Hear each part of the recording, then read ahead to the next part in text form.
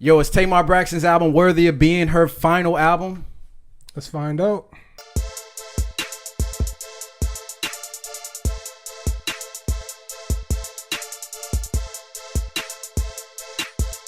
Yo, you looking for TV reviews, music reviews, movie reviews?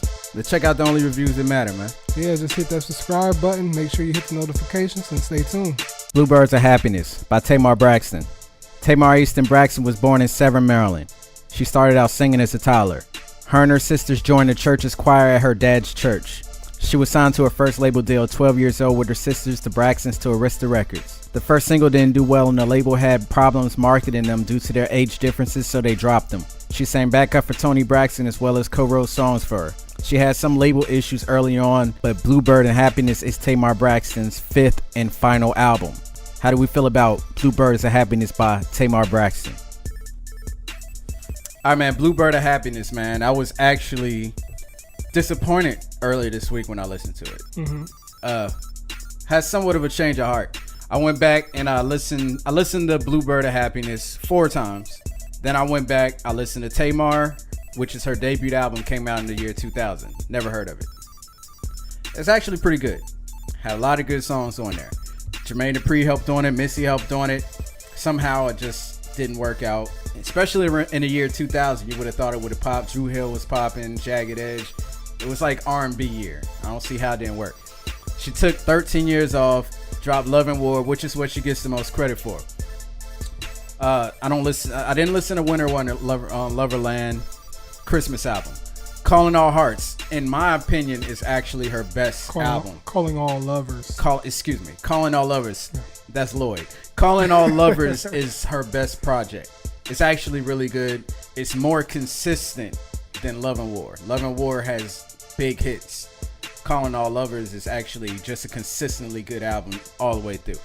Now, Bluebirds of Happiness, after listening to it again, I felt like it fit in with the rest of her albums.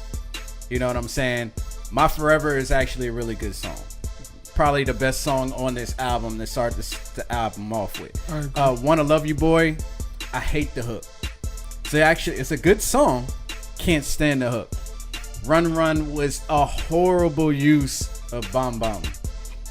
Horrible use of that sample. That's probably the worst song on the album.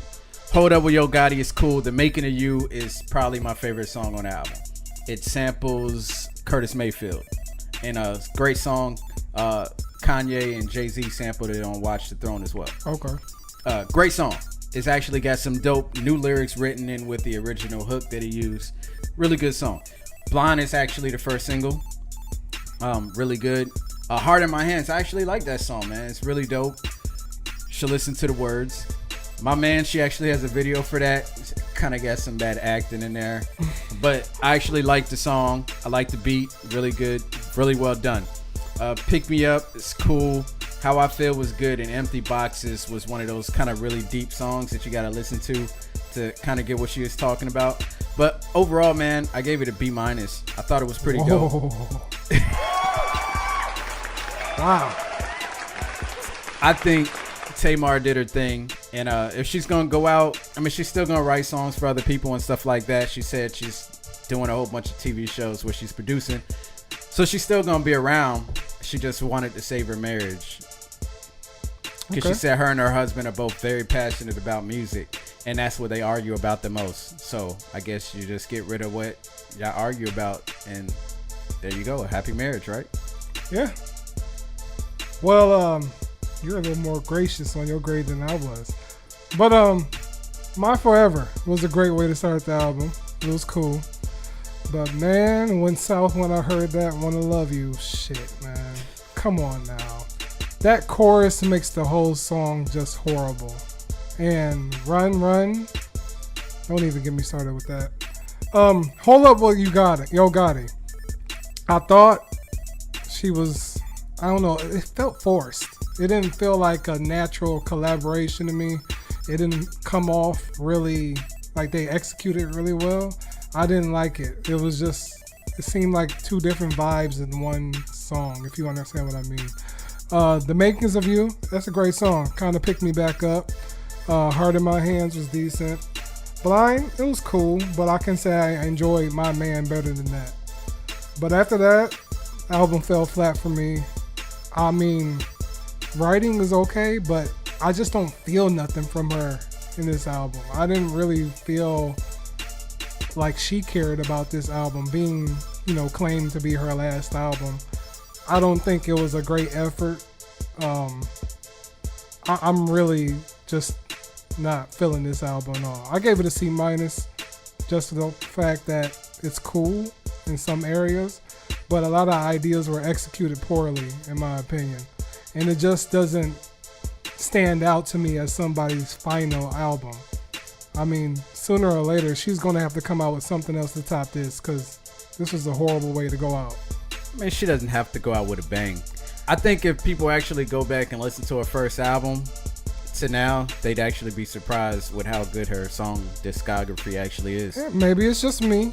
I mean, I believe she's a great artist. Hey, I'm just saying. I don't want everybody to think I'm just trying to bash Tamar Braxton or nothing like that. But as an artist, if she feels complete, then I respect that. But as a listener, I'm like, okay, I'd rather go back and listen to some of your old stuff. So that's how I feel. Cold-blooded, man. By the way, y'all, if y'all want to know, the title is kind of like basically her starting out in love with what she's doing and then kind of losing track of that, going all the way out, vanity, fame, jewelry, cars, trips, and kind of getting away from that. And now she's kind of getting back to what she loves, and that's, I guess, why she's finding her way back out of the industry. Mm-hmm. I think the title is definitely How you fitting. feel about the album art? I like it. Yeah. You don't like it? It's straight. It's cool. Y'all can see it. I'll put it on the screen right now. It's like, her looking like a bird or some shit like that, I guess. I mean, she has wings, angel wings, whatever you want to call it. I like the cover, though. Thought it was dope. Just want to play, man. Don't matter. I'm going to play my forever, man. When I say it, I do. I put it. My bad.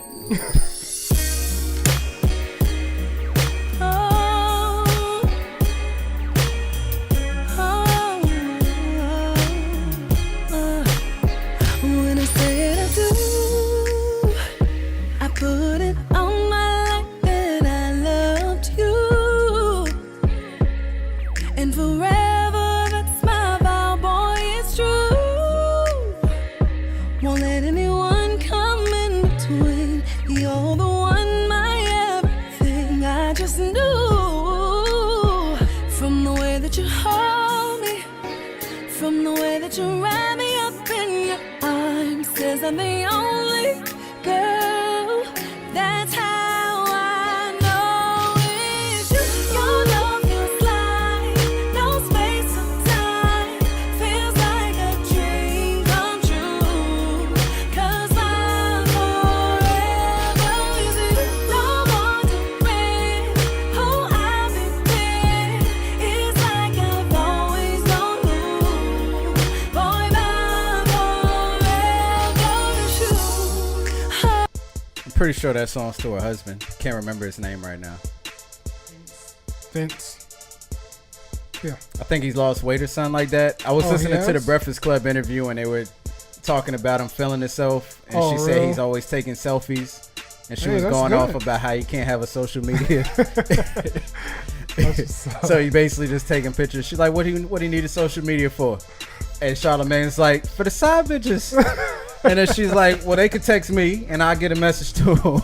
Oh, man. The whole time Charlamagne was trying to throw Vince under the bus, and Envy kept saying, yo, man, don't do that to Vince, man.